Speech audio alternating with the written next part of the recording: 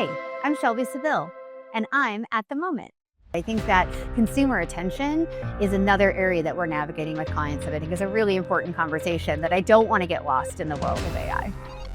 So I ended up here as CEO of Starcom through a very long 29-year career, which I have been within our holding company for 29 years. And in those, I have done literally everything. So I started in broadcast trafficking, I worked in media buying and planning, I worked in digital, I moved into buying, and I feel like that really set me up as the ability to be a CEO because I've done everything over those 29 years. So I've just followed curiosity, I followed passion, I love what we do, I love our business, and I've just continued to grow throughout the career by just adding in new experiences.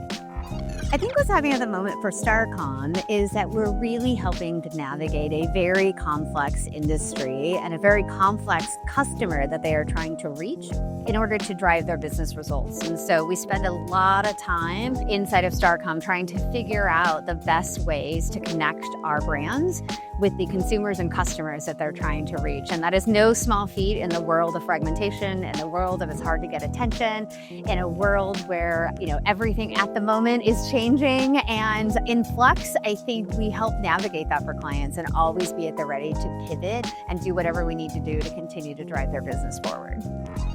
Definitely AI. I mean, you can't be speaking at anything in the industry and not talk about AI. But I think what we're talking with our clients a lot about is how they and we can leverage AI for the betterment of their business. And that means not always following the trend of AI, but really thinking about how is it going to add to your business performance. So that could be both in, the really shiny thing everyone talks about, which is like, agentic content. But that really also goes to how are you putting that operational rigor and having AI in part of those operations to make you operationally more sound and be able to move faster. And that really has a real demonstrable impact on business that I think doesn't get talked about enough. And so we're navigating that. One other thing we're navigating more on the marketing end is that consumer attention continues to be harder and harder to get.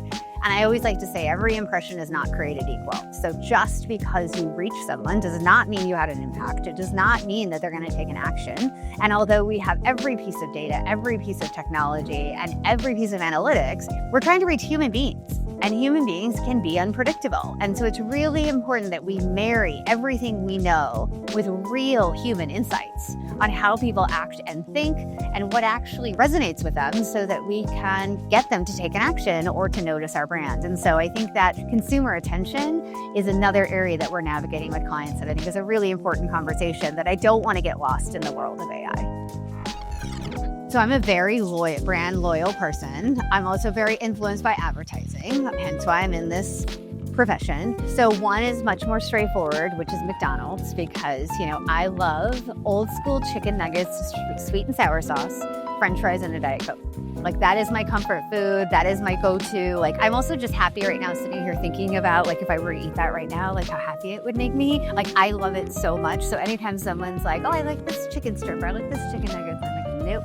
McDonald's chicken nuggets, sweet and sour sauce. I think I would tell young me, just starting out in my career, one, to calm down because it will all be fine, and just keep doing a really good job and being curious and just pivot into things that are interesting to you and find your niche of the things that you love. Because, every young person starting your career, you think you should have a path. You think I have to do step A and then step B and step C, and I don't quite know how to do them, but I feel like there's some pressure that everyone else has figured this out and I haven't figured it out yet. And the reality is nobody has figured it out, and there is not a path that's A plus B equals C.